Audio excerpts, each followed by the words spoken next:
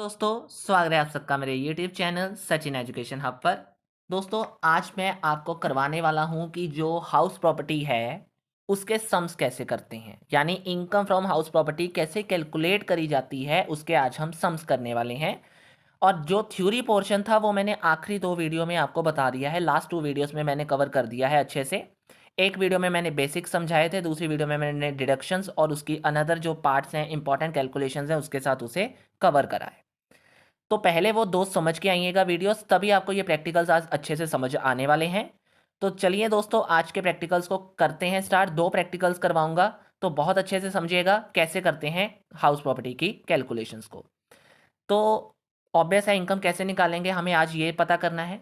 लेकिन उससे पहले दोस्तों, स्टार्ट करने से पहले अगर आपको कोई भी नोट्स किसी भी कॉमर्स सब्जेक्ट से रिगार्डिंग चाहिए, मेरे टेलीग्राम चैनल से आप जुड़ सकते हैं। वहाँ पे आपको सारे के सारे नोट्स कॉमर्स सब्जेक्ट से रिगार्डिंग मिल जाएंगे, और चैनल का लिंक आपको मेरी वीडियो डिस्क्रिप्शन में दे दिया गया है। ठीक है, चलिए शुरुआत में। अब आपके सामने क्या है कि हाउस प्रॉपर्टी का प्रैक्टिकल जब शो हो ही रहा है आपको, तो वहाँ पे आपको क्या नज़र आ रहा है कि हाउस प्रॉपर्टी जो है, हमने एक कंसेप्ट पढ़ा है उसके अंदर, दैट इज को ओनर, यानी को ओन्ड हाउस प्रॉपर्टी। अगर मैं आपको एक बार शो करना चाहूँ तो मैं यहाँ पे आपको कर भी सकता हूँ, ये देखिएगा। ये मैंने करवाया था आपको आखिरी लास्ट वीडियो के अंदर, जिसका आज ये आपके सामने सबसे पहला क्वेश्चन आने वाला है। ये केसेस आपने अगर नहीं समझे तो पहले समझ के आइएगा, जिन्होंने समझ लिए हैं उनके लिए प्रैक्टिकल पहला बहुत आसान होने वाला है। देखिएगा कि मिस्टर रमन एक को ओनर है हाउस प्रॉपर्टी के। को ओनर मतलब वो कहीं ना कहीं किसी और के साथ भी डील करके इस हाउस प्रॉपर्टी को चला रहे हैं। तो उनका ना क्या है, वो अपने ब्रदर के साथ इक्वल शेयर में प्रॉपर्टी का शेयर रख रहे हैं, मतलब प्रॉपर्टी में उनका आपस में इक्वल शेयर है। ठीक है, को ऑन प्रॉपर्टी है उनकी। और municipal value, fair rent value, standard rent और रेंट रिसीव, ये सारी बातें हमने डिस्कस करी हुई हैं अपनी वीडियोस के अंदर, तो आपको ये सब कुछ क्लियर होना चाहिए क्या होते हैं। The loan for construction of this property is jointly taken, दोनों ने ही लोन लिया था, तो इसलिए दोनों का लोन है ऊपर दिया हुआ जो उन्होंने दिया है हमें। और इंटरेस्ट उनको चार्ज हुआ है 25,000। ठीक है, और 21,000 उन्होंने उनमें से पे कर दिया है। इंटरेस्ट ऑन अनपेड इंटरेस्ट, इस लाइन को मैं पहले ही अंडरस्टैंड करवा देता हूं दोस्तों, अगर आपको प्रॉब्लम हो रही है। इंटरेस्ट ऑन अनपेड इंटरेस्ट, अगर आप सबको याद हो तो मैंने आपको बताया था अपनी वीडियोस के अंदर कि interest on unpaid interest is not deductible. तो वो चीज़ डिडक्ट नहीं होती, यानी ये जो इंटरेस्ट है ये एज अ डिडक्शन मिलता था, लेकिन हमें नहीं मिलेगा, क्योंकि अनपेड इंटरेस्ट के ऊपर इंटरेस्ट जो मिलता है वो हमें डिडक्ट नहीं करना। लेकिन टू रीपे दिस लोन, उस लोन यानी ये जो लोन इन्होंने लिया था उसको रीपे करने के लिए रमन ने एक और लोन लिया, और उसका चार्ज क्या पड़ा उसको 5,000। तो क्या ये डिडक्ट होगा? बिल्कुल हाँ होगा। ठीक है, तो चलिएगा, अब फॉर्मेट आप सबको क्लियर है। म्यूनसिपल टैक्सेस दे दिए गए हैं, और सबसे खास बात इसमें लिखा गया है कि ये टेनेंट द्वारा पे किए गए हैं जो उस घर में रह रहा था। और इसका क्या चक्कर है, करेंगे अब स्टार्ट। तो दोस्तों, ये आपके सामने मैंने ऑलरेडी फॉर्मेट तैयार रखा हुआ है, कुछ नहीं करना, मैंने बस फॉर्मेट में आपको बताया हुआ है कि कैसे कौन सी चीज़ें डालनी है। मैंने पहले ही कहा, जिसको नहीं पता कैसे करते हैं वो पहले वीडियोस देख के आइएगा, उसमें बहुत सारे बेसिक्स क्लियर हुए पड़े हैं। ठीक है, चलिए। तो दोस्तों, अगर आपको क्लियर है बेसिक्स तो चलो, अब आपको इतना तो पता ही है कि जीएवी कैसे निकालते हैं, मैंने अपनी फर्स्ट वीडियो के ज़रिए आपको बताया था। तो हम उसी के ज़रिए यहाँ पे नोट 1 ऑलरेडी प्रिपेयर करे हुए हैं। तो उसमें से क्या करना था, सबसे पहले MV, FR, SR, AR ये सारी वैल्यू लिख लेते हैं। तो आप यहाँ पे लिख लीजिएगा, MV है 1,60,000 और FR है 1,50,000।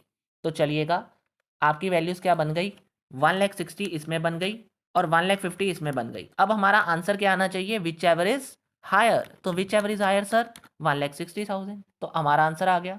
अब स्टैंडर्ड रेंट क्या है सर, वो है 1,70,000। तो हमें क्या करना है, स्टैंडर्ड रेंट पे 1,70,000 लिख देना है, और विच एवर इज लोअर। अब हमने दोनों में ऊपर लोअर कौन रह गया सर, 1,60,000 ही रह गया। और जो आंसर आया है उसे हमने नाम दे दिया था, दैट इज एस्टिमेट रेंट। ठीक है, ऐसे ही अब एक ए आर भी दिया होगा ऊपर, जो रेंट रिसीव लिखा है इसे हम ए आर कहेंगे, जो कि 15,000 रुपये पर मंथ है। तो पर मंथ का मतलब क्या हुआ, इंटू 12 करना ही पड़ेगा हमें। तो इंटू 12 जब करोगे तो 1,80,000 आपका आंसर आ जाएगा। तो 1,80,000 आपका जो आंसर आया है, हमने उसमें से हायर चूज करना है, तो आपका जी ए भी कौन सा बन जाएगा, ए आर ही रह जाएगा, यानी यही वैल्यू आपकी किस में चली जाएगी, दैट इज GAV के अंदर। ठीक है जी, ये तो आपको बहुत आसान था। GAV का अब कंसेप्ट मैंने पहले भी निकलवाया हुआ है, तो आपको ये बहुत आसान लगेगा। कुछ नहीं करना, हायर लोअर हायर का केस आपको याद रखना है। ठीक है, तो 1,80,000 आ गया हमारा यहाँ पे। तो GAV की वैल्यू को फिल करना मत भूलेगा, 1,80,000 आपका यहाँ पे आ गया। तो सर अब म्यूनसिपल टैक्सेस माइनस करने हैं। मैं बता देता हूँ कि जब मैंने म्यूनसिपल टैक्सेस के बारे में आपको एक ट्रीटमेंट बताई थी, तो आपको पहले ही पॉइंट में ये क्लियर कर दिया था सर कि जो चीज़ म्यूनसिपल टैक्सेस मैं यहाँ पे ले जाता हूँ, अगर आपको कहीं पे क्लियर नहीं होता तो मैं आपको साथ साथ में दिखा रहा हूँ कि मैंने कहाँ बताया था। मैंने यहाँ पे बताया था कि जो ट्रीटमेंट आपने करनी है, ज़रा रुकिएगा, आपको ऊपर आएगा ये केस, ये लीजिए। Deducted only if borne by assessee और एक्चुअली पेड बाय PY। तो सिंपल सी बात है, इस लाइन का यहाँ पे बहुत मतलब निकलता है कि अगर ऑनर ने पे करे होंगे तभी आपने लेने हैं। ठीक है जी, तो ऑनर ने पे नहीं करे यहाँ पे, इसमें पे करे हैं टेनेंट ने, तो यहाँ पे केस क्या होगा, नील ही रह जाएगा। ठीक है, तो आपका टोटल भी क्या बन गया, 1,80,000, यानी NAV भी क्या आ गया, 1,80,000। अब इसका क्या करना है दोस्तों, डिडक्शंस निकालनी पड़ेंगी हमें। तो डिडक्शंस का केस भी समझाया था। तो स्टैंडर्ड डिडक्शन सबसे पहले मिलती है 30%, तो करिएगा उसे, तो उसको बीच में से माइनस करना मत भूलिएगा। कितनी डिडक्शन 1,80,000 के ऊपर मिलती है, दैट इज 30%। तो स्टैंडर्ड डिडक्शन 30% कितनी बन गई, मेरे हिसाब से 54 बन गई है। अब आपने क्या करना है, आगे इंटरेस्ट ऑन बोरोड कैपिटल निकालना है। तो sir interest on borrowed capital क्या है, अब देखिएगा। इंटरेस्ट ऑन बोरोड कैपिटल के लिए मैं थोड़ा सा नीचे चला जाता हूँ, यहाँ पे यहीं पे आपको लिख देता हूँ कि इंटरेस्ट ऑन बोरोड कैपिटल में कौन सी अमाउंट आनी है। देखिए, उनको इंटरेस्ट कितना चार्ज किया गया था, हमें चार्ज लिखना है, पे वाला नहीं देखना हमने, चार्ज इंटरेस्ट। तो कितना इंटरेस्ट चार्ज किया गया था उन्हें सर, उन्हें किया गया था 25,000 का। ठीक है, उसके बाद उन्होंने कहा कि उन्होंने उसे रीपे करने के लिए, मैंने कहा अनपेड इंटरेस्ट तो लेना ही नहीं है, लेकिन उनको रीपे करने के लिए उसने एक और इंटरेस्ट लिया, जिसका लोन मतलब जिसका इंटरेस्ट बना 5,000। इंटरेस्ट इंटरेस्ट ऑन, यहाँ पे कर लीजिए, interest on fresh loan. Fresh loan के ऊपर भी इंटरेस्ट लगा उसको कि नहीं लगा, लेगा सर, लगा, बिल्कुल लगा। तो कितने का उसने लोन लेकर अपना इंटरेस्ट दिया फ्रेश लोन के ऊपर, दैट इज 5,000। तो दोनों का मिला के कितना बन गया, 30,000। दोनों का मिला के कितना बन गया आपका, दैट इज 30,000। हाँ जी, तो अब आपका हो गया। चलिए, तो अब आपने क्या करना है, 30,000 और 54 दोनों माइनस कर देने हैं आपने।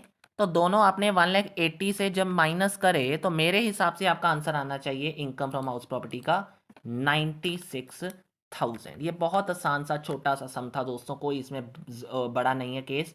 लेकिन एक चीज़ मत भूलिएगा कि ये कौन सा केस है, को ओन्ड प्रॉपर्टी का। तो सर उसके लिए डिडक्शन जो आपने बताई थी उसको देखना दोबारा मत भूलिएगा कि को ओन प्रॉपर्टी में मैंने एक चीज़ कही थी कि अगर आपका केस कौन सा है, दैट इज लेट आउट है या सेल्फ है, दोनों देखना ज़रूरी है। अब आपका केस है लेट आउट वाला। तो लेट आउट केस में क्या होता है सर, आपको उसके शेयर में उसकी हाउस प्रॉपर्टी की इनकम को डिवाइड करना नहीं भूलना। तो यहाँ पे आपने क्या रखना है, that is income income from house property taxable in hands of किसके, जो दो पार्टनर हैं। पहला पार्टनर कौन था, अब मेरे को नाम याद नहीं आ रहा, मिस्टर रमन थे शायद, मिस्टर रमन उसका पहला पार्टनर है, उसके हैंड में कितना होगा, दैट इज 96,000 का हाफ। कितना हो जाएगा, 96,000 का हाफ। तो सर कितना हो गया 96,000 का हाफ, जब मैंने 96,000 का हाफ किया, 48,000 आपका एक के हैंड में आ गया। और अदर पर्सन मैं लिख रहा हूँ यहाँ पे सिर्फ कि अदर पर्सन, यानी अदर पर्सन जो उसके साथ है, अदर को ओनर, वो क्या मिल जाएगा, उसको भी कितना मिल जाएगा, ₹48,000। ऐसा क्यों हुआ सर, बिकॉज इक्वल प्रपोर्शन के लिए हमने उसे डील करा हुआ है कि जितनी इनकम बनेगी वो हम इक्वल प्रपोर्शन में डील करेंगे। ठीक है सर, चलिए, ये तो मैंने बता दिया आपको, ये समझा भी दिया आपको। मेरे ख्याल से अब आपको इसमें कोई प्रॉब्लम नहीं होनी चाहिए। पहला क्वेश्चन आपका हो गया यहाँ पे कंप्लीट। अब आते हैं हम सेकंड क्वेश्चन के लिए। तो सर सेकंड क्वेश्चन क्या कहता है हमें, मिस्टर एक्स ऑन्स वन रेजिडेंशियल, ये बहुत ज़रूरी क्वेश्चन है, ध्यान से समझिएगा। Mister x on one residential house in Mumbai, एक रेजिडेंशियल हाउस उसका मुंबई में है, और उसके दो हिस्से कर दिए गए हैं, जिसमें से पहला हिस्सा जो है वो सेल्फ ऑक्यूपाई का है, और दूसरा हिस्सा जो है वो रेंटल इनकम का है। तो मैंने ये यहाँ पे केस क्या बताया कि आधा आधा हिस्सा, यानी यहाँ पे अब क्या हुआ, यानी यहाँ पे अगर हम बात करें सेल्फ ऑक्यूपाई हाउस उसका एक है, दूसरा अदर पार्ट, यानी इसमें केस लग गया। सर कौन सा केस लग गया ये भी दिखाइए ज़रा। तो मैं बार बार रिपीट इसलिए करके दिखा रहा हूँ कि मैंने ये सारी चीज़ें आपको ऑलरेडी बताई हुई हैं। कि यहाँ पे ये देखिएगा आखिरी केस था जब हमने फर्स्ट वीडियो में पढ़ा था कि अ पोर्शन ऑफ एक्स, मतलब एचपी का आधा पोर्शन क्या है, दैट इज लेट आउट है, और अगला पोर्शन क्या है, सेल्फ ऑक्यूपाई। तो वहाँ पे क्या करना है, लेट आउट को लेट आउट के तरीके से, सेल्फ ऑक्यूपाई को सेल्फ ऑक्यूपाई के तरीके से करना है।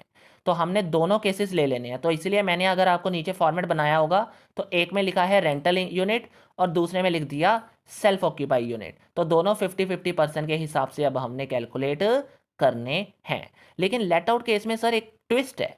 वो क्या कि लेट आउट केस में उसने वेकेंट छोड़ा हुआ है 2 महीने के लिए। तो जब वेकेंट वाला केस है तो तब भी एक चीज़ मत भूलिएगा, मैं यहीं क्लियर कर देता हूँ कि तब भी एक चीज़ मत भूलिएगा कि जब आपकी let out property part of the year के लिए लेट क्या रह जाएगी, वेकेंट रह जाएगी, तो सर वहाँ पे चाहे आपका एक्चुअल रेंट AR से कम ही क्यों ना हो, आपने फिर भी AR को ही GAV मानना है। तो ये मेरा पॉइंट है ना, जो समझ के चलिएगा, आगे बहुत काम आने वाला है इस केस में। तो सर चलते हैं, स्टार्ट करते हैं। इन खर्चों को आधा आधा करना मत भूलिएगा, ठीक है, तभी काम आएगा। तो आधा आधा इन सभी खर्चों को कर देंगे हम ताकि उसके खर्चे निकाल सकें। तो GAV निकालना मत भूलिएगा नोट 1 में। तो नोट 1 में अब हम GAV निकाल देते हैं। मेरे पास है 162, 190 और 185। तो मैं रेंटल का ही निकालूंगा, ऑब्वियस है, क्योंकि सेल्फ ऑक्यूपाई की GAV क्या होती है, निल होती है। तो यहाँ पे अगर आप चलोगे तो इसकी नोट 1 में लिखने की ज़रूरत ही नहीं है वैसे। क्यों सर, क्योंकि जिन्होंने वीडियो देखी है उनको तो पता ही है वैसे, लेकिन फिर भी बता देता हूँ कि सेल्फ ऑक्यूपाई के केस में आपकी GAV भी निल होती है, डिडक्शन हमें मिलती नहीं है, NAV भी निल मानी जाती है। ठीक है जी, चलिए। तो अब चलिए आगे, GAV का निकालते हैं 160। अब इसका हाफ निकालेंगे सबसे पहले, क्योंकि 162 का हाफ, साथ साथ में बता रहा हूँ, 162 का हाफ कर देंगे पहले, आपका इसका 81 आ जाएगा, फिर 190 का हाफ, फिर 185 का हाफ। ठीक है, 162, 190 और 185। तो इसका आपने क्या करना है, यहाँ पे लिख देना है। तो पहले नंबर पे 81,000 आपकी क्या थी, दैट इज MV। ठीक है, 190 का आप जब हाफ करोगे आप तो 95,000 आ जाएगा। और इन दोनों में हायर कौन सा है, 95,000। उसके बाद स्टैंडर्ड रेंट भी दिया हुआ था, तो वो कितना दिया है सर, वो दिया है हमें, सॉरी, स्टैंडर्ड रेंट 162 है और फेयर रेंट 185 है। यहाँ पे चेंज करिएगा, यहाँ पे चेंज करिएगा, यहाँ पे आएगा 81 और यहाँ पे आपका 185 का हाफ कर दीजिएगा, यहाँ पे 185 का हाफ कर दीजिएगा, 92,500, सॉरी यहाँ पे 95 है, मेरे थोड़ी मिस्टेक हो गई, ध्यान से देख लेना इस चीज़ को। 92,500 कुछ नहीं है, यहाँ पे 95 ही आएगा क्योंकि हायर चुनना है हमने, और इसमें से हमने लोअर लेना है, 81 आ जाएगा। और उसके बाद हमारे पास AR कितना था सर, 8,000 पर मंथ। कितना था, 8,000 पर मंथ। तो यहाँ पे लिखिएगा 8,000 मल्टीप्लाई बाय, सर कितने मंथ से करेंगे हम, 10। ऐसा क्यों, क्योंकि 2 मंथ के लिए क्या था, वो वेकेंट था। अब sir according to question higher चुनना है, अकॉर्डिंग टू नॉर्मल क्वेश्चन हमने हायर चुनना है, लेकिन हम यहाँ पे हायर नहीं लेने वाले। हम यहाँ पे क्या करने वाले हैं सर, हम अपने केस के अकॉर्डिंग चलने वाले हैं। कौन सा केस, सेक्शन कौन सा लेना है यहाँ पे सर, सेक्शन 23 सब सेक्शन, मेरे ख्याल से 3 था, आप देख लेना यहाँ पे 23C, क्लोज C में ये बात कही गई है कि GAV यहाँ पे क्या माना जाएगा, 80,000 माना जाएगा। क्यों और कैसे, वो आपको मैंने कल वीडियो में बताया था अच्छे से, वैसे फिर भी कह रहा हूँ कि जो GAV है वो AR ही रहेगा in case of let out property if vacant for the part of the year. उसके पीछे लॉजिक क्या है कि सर वैसे अगर 12 महीनों का रेंट देते तो 96,000 बनता कि नहीं बनता। तो इसीलिए हमने एज पर दिस रूल, वैसे हमने यही लेकर चलना है कि AR ज़्यादा ही था अपने एस्टिमेट रेंट से, तो इसीलिए हमने उसको फिर भी आगे ही रखना है चाहे वो वेकेंट ही क्यों ना रहा हो। ठीक है जी, तो इसलिए 80,000 ही उसकी अमाउंट रहेगी, यानी AR ही क्या रहेगा, हमारा आंसर रहेगा। तो यहाँ पे सर लिख देते हैं कितना, दैट इज कितना बना हमारे पास बन गया था 80,000, बिल्कुल 80,000 हमारा GAV निकल आया था। अब म्यूनसिपल टैक्सेस यहाँ पे पेड करे हैं ऑनर ने, बिल्कुल सर, लेकिन कितनी वैल्यू के, म्यूनसिपल वैल्यू का 15%। अब कुछ बच्चे क्या करेंगे, 15% कर देंगे 190 का, मेरे ख्याल से तो वो ही करने वाले हैं। क्या करने वाले हैं? 190 का क्या करने वाले हैं? 15% करने वाले हैं। वो गलत हो जाएगा, वो यहाँ पे गलत हो जाएगा। ऐसा किसी को लगता है या नहीं वो मुझे नहीं पता, मैं बताता हूँ क्या चीज़ सही है। हाँ जी, देखो, गलत होना या ना होना ये बात नहीं है यहाँ पे, ठीक है। आपने अगर कर दिया, सपोज करो यहाँ पे म्यूनसिपल वैल्यू है आपकी 190, राइट। तो 190 का अगर मैं हाफ 190 का मैं यहाँ पे 15% कर भी दूँ तो उसका हाफ करना मत भूलिएगा, ठीक है। उसका हाफ करना मत भूलिएगा, क्योंकि ये चीज़ें हाफ हाफ के बेस पे चलनी है। रेंटल अलग है, रेंटल का हाफ है, हाफ रेंट, हाफ जगह रेंट में मिली है, पूरी की पूरी नहीं मिली। तो इसीलिए इसका हाफ करना मत भूलिएगा। मेरे पास आंसर आ गया 14250। तो इसको जब मैंने माइनस करा किसके साथ, 80,000 के साथ, तो 65,750 मेरे पास answer as a net annual value निकल के आ चुका है, ठीक है। डिडक्शंस में 30% कर देते हैं इसका। ऑब्वियस है 30% कितना बनेगा आपका, दैट इज सर 19,725। तो ये भी बन गया हमारे पास। अब बात करते हैं interest on borrowed capital. Sir ये गिवन था, ये गिवन था, लेकिन इसका भी ध्यान रखना है कि ये टोटल पर मंथ दिया हुआ है 1500 पर मंथ। तो दोनों के हिसाब से अब देखो, स्टैंडर्ड डिडक्शन तो नहीं मिलती दोनों को, लेकिन 750 करके इंटरेस्ट तो मिलेगा ही ना। इंटरेस्ट तो दोनों का है, मतलब एक रेंट पार्ट का है, एक सेल्फ ऑक्यूपाई पार्ट का है, तो दोनों को अपने अपने हिसाब से करेंगे कि नहीं। तो 750 इंटू 12, और इसमें भी 750 इंटू 12, ठीक है जी। क्यों करा मैंने ऐसा, बताता हूँ अभी। देखो, 1500 पर मंथ थे, दोनों का हाफ हाफ हिस्सा है, रेंटल भी हाफ है और सेल्फ ऑक्यूपाइड भी हाफ है। तो दोनों का क्या बन गया हमारे पास, हाफ हाफ हिस्सा बन गया। यानी 1500 का हाफ कर दिया मैंने, तो 750 बन गया। 750 इंटू 12 करना मत भूलेगा, क्योंकि पर मंथ है। और 9000 मेरा यहाँ पे इंटरेस्ट पेमेंट बन गई। डिडक्शन मुझे कितने की मिलेगी, 9000 की, और 19,725 ऐड करके मेरे पास 28,725 आ गया।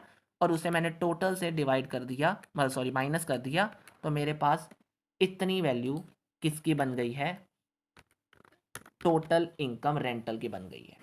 अब सेल्फ ऑक्यूपाई की ढूंढ लेते हैं, जिसकी एनुअल वैल्यू नील है, तो स्टैंडर्ड डिडक्शन भी क्या रहने वाली है भाई, मिलती नहीं है पहली बात, क्योंकि नील ही रहेगी। लेकिन इसमें वही चीज़ आएगी कि नहीं आएगी, सर आएगी। तो इसको हमने वैसे लिख दिया, लेकिन एक पार्ट यहाँ पे है कि अब ये लॉस इनकम फ्रॉम नहीं रहेगा, क्योंकि अब यहाँ पे लॉस हुआ है, तो हम यहाँ पे वर्ड बदल के क्या लिख देंगे, लॉस फ्रॉम हाउस प्रॉपर्टी। कितना बन गया, -9,000। तो सर अगर हमारा ये आंसर है, तो टोटल इनकम क्या बनेगी, टोटल इनकम में हम ये लिखेंगे कि total income from house property is equal to 37, क्या था ऊपर, 37025, क्या था 37025 माइनस 9000 इज इक्वल टू, मेरे पास क्या बन गया सर, ये बन गया मेरे पास 28025, 28025। This is your answer in second case. तो कैसे करना है दोस्तों, हाफ करना नहीं भूलना, सेल्फ ऑक्यूपाई का केस नहीं भूलना, और ये जो केसेस मैंने पीछे अभी बताए हैं दिखा के आपको, ये वाले केसेस के बिना आपका आंसर मुश्किल है थोड़ा सा, तो इस केसेस को ज़रा अंडरस्टैंड करके आइए पहले, ठीक है। तो मैंने इसलिए कहा थ्योरी पोर्शन बहुत इंपॉर्टेंट था, पहले उसे समझ के आना, तभी प्रैक्टिकल आपको ज़्यादा समझ आएंगे। तो चलिए दोस्तों, बस मेरा यही मकसद था कि आपको बताएं कैसे करते हैं हाउस प्रॉपर्टी के प्रैक्टिकल्स। तो आज की बस इस वीडियो में इतना ही है दोस्तों, 2 प्रैक्टिकल्स आई होप आपको अच्छे से समझ आ गए होंगे। आगे इंटरेस्ट के बेस पे भी हम एक और प्रैक्टिकल करेंगे अभी। तो चलते हैं दोस्तों, आज की वीडियो में बस इतना ही मिलेगा। वीडियो अच्छी लगी है तो लाइक शेयर एंड सब्सक्राइब करना बिल्कुल मत भूलेगा। Thank you very much, have a nice day.